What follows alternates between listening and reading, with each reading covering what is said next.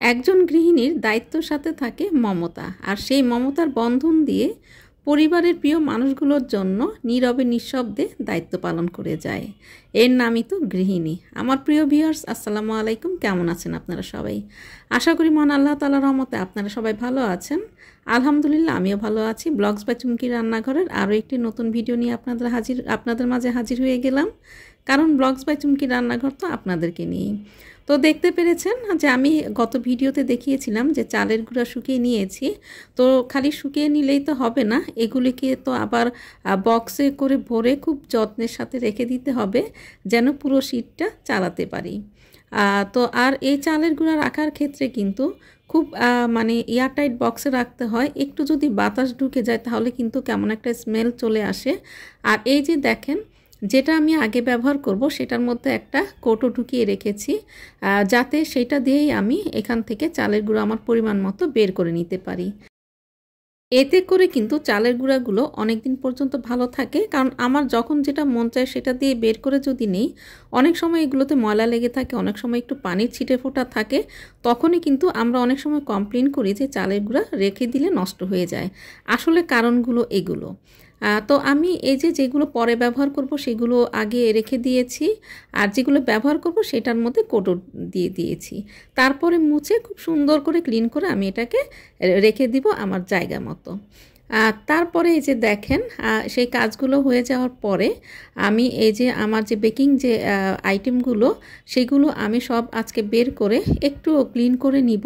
কারণ কিছুদিন পরপর যদি বের না করি ছোট ছোট কোটে এগুলো সব এলোমেলো হয়ে যায়। আর এই যে দেখেন, আপনাদেরকে দেখিয়ে দিচ্ছি, এটা সাফের যে আমরা বড় মানে প্যাকেট কিনি ইস্টের, তো সেটা অনেক দিন রাখলে কিন্তু নষ্ট হয়ে যায়।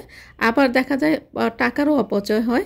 তো এগুলো 20 টাকা দামের প্যাকেট, আপনি একসাথে 2-3টা কিনে নিলে মানে 60 টাকার 3টা পেয়ে যাবেন।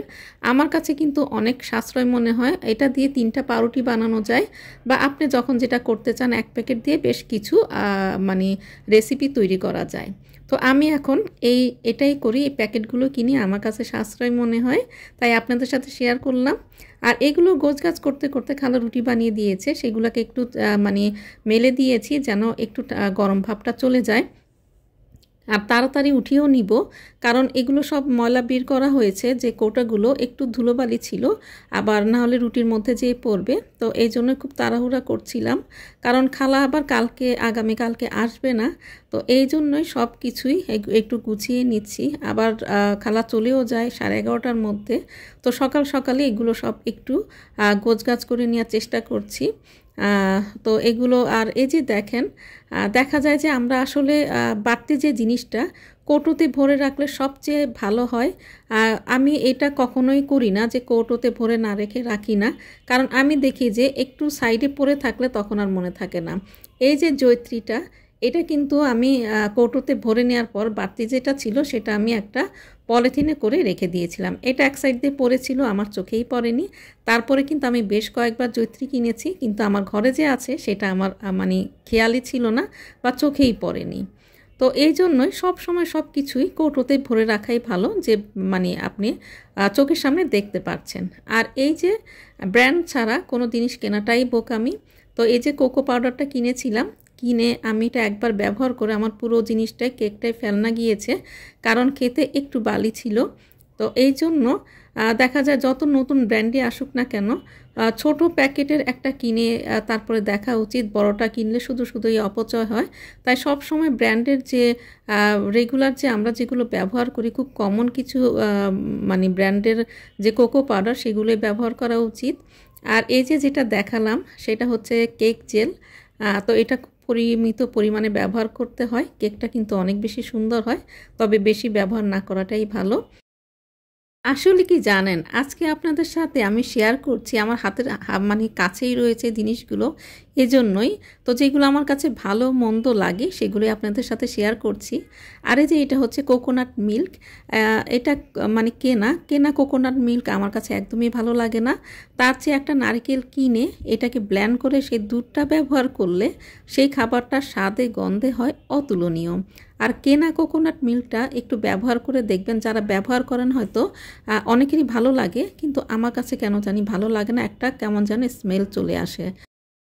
এই কাবাবগুলো আমার ঘরে তৈরি কাবাব, মানে আমার ফ্রোজেন করা ছিল, সেটাই ভেজে দিয়েছি। তো 1 মাসের উপরে আমি কিন্তু রাখি না।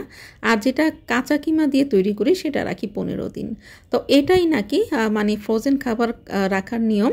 তো আমি এটা মেনটেন করি, তাই আপনাদের সাথে শেয়ার করলাম। তো এই মানে এগুলো করতে করতে এদিক দিয়ে আমার খাবার যে গরম পানি সেটাও সিদ্ধ হয়ে গিয়েছে। আর আমার যে বাচ্চাদের জন্য নাস্তা সেটাও মানে তৈরি হয়ে গিয়েছে। মানে চুলা দুটো একসাথে খালি হলে আমি রান্না বসিয়ে খুব তাড়াতাড়ি করে কাজটা শেষ করে ফেলতে পারবো। তো এভাবে আপনাদের সাথে কথা বলতে বলতে আমার ভালো মন্দ শেয়ার করতে করতে আমি কিন্তু ভিডিওর শেষ পর্যায়ে চলে এসেছি। তো এই পর্যন্ত যারা আমার পাশে আছেন বা এতদিন ছিলেন, আপনাদের কাছে আমি অনেক অনেক কৃতজ্ঞতা জানাই। আপনাদের কাছে আমি অনেক অনেক কৃতজ্ঞ। আপনাদের কাছে অনুরোধ, আমার ভিডিওটা দেখার আগে একটা লাইক দিয়ে দেখা শুরু করবেন।